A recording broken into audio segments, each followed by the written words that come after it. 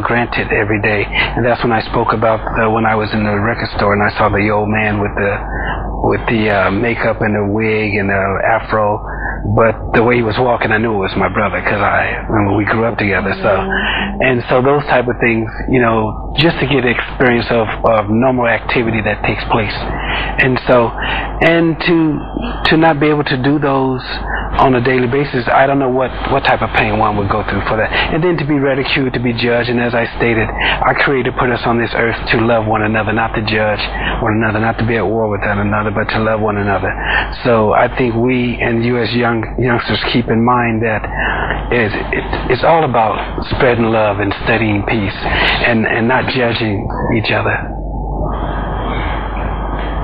Can you tell us a little what it was like, you know, growing up in a musical family, you know, like music thing?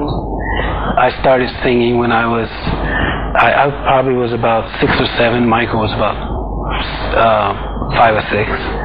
And that's what we did. We rehearsed. We would go out and do shows around talent shows in the neighborhood and travel abroad. Once we became signed with Motown, we became the Jackson 5, and Motown liked the group, and I guess it was a blessing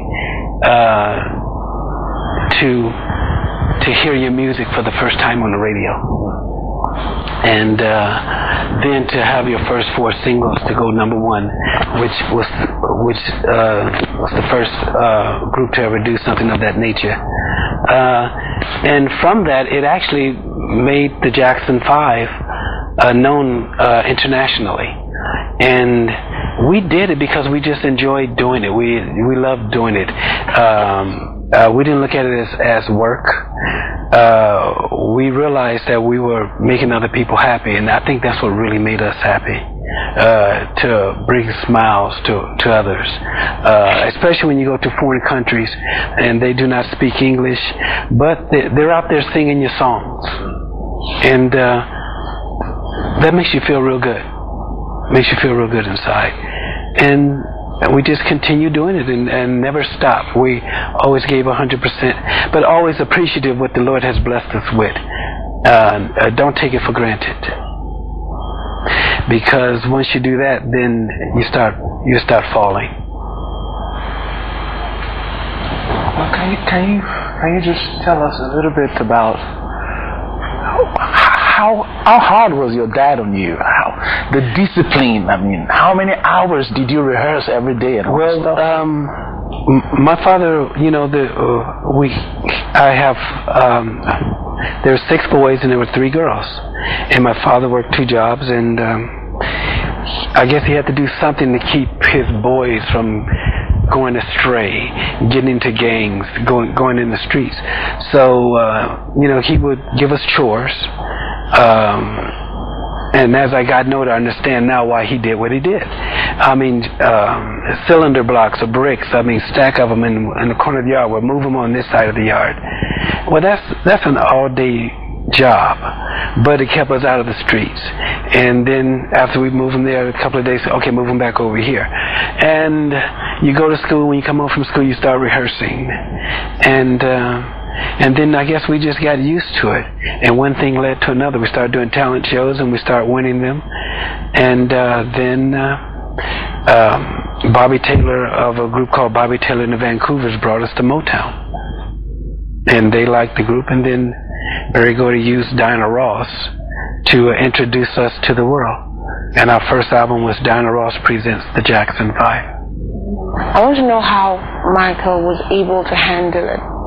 Because, I mean, to be a megastar and people are talking, both the ones you did and didn't do, you know. I just want to know how he was able to contain it and still come on stage and still perform and such, you know, how he took it even in the house, you know, with everybody. Well, people always ask me what is, you know, about my brother and some of my other brothers. And what people fail to understand is that we're family, we're brothers, so I see him as my brother. We all started doing music together. But as I stated too, to be this family is always judged, is always ridiculed, and Michael is judged and ridiculed more than others in the family, and it's a painful feeling. What the press, well, they do realize it, but they don't care. Is that it doesn't affect just Michael, it doesn't affect my brothers Jermaine, it affects all of us. It affects our kids, it affects our grandkids, but they don't care. And so you got to be strong. And I don't listen to it. I turn the channel, but my kids have to deal with it when they go to school, and it's difficult for them. And but people don't care. The bottom line is to controversy generates revenue. People buy magazines, but I always say, what about the good that others do? How come we don't report on that? How come we don't study that? So Michael went through a whole lot, because out of the whole family, he was the biggest out of the whole family, and people will always take stabs, at the biggest in the family, and that's what they've done. And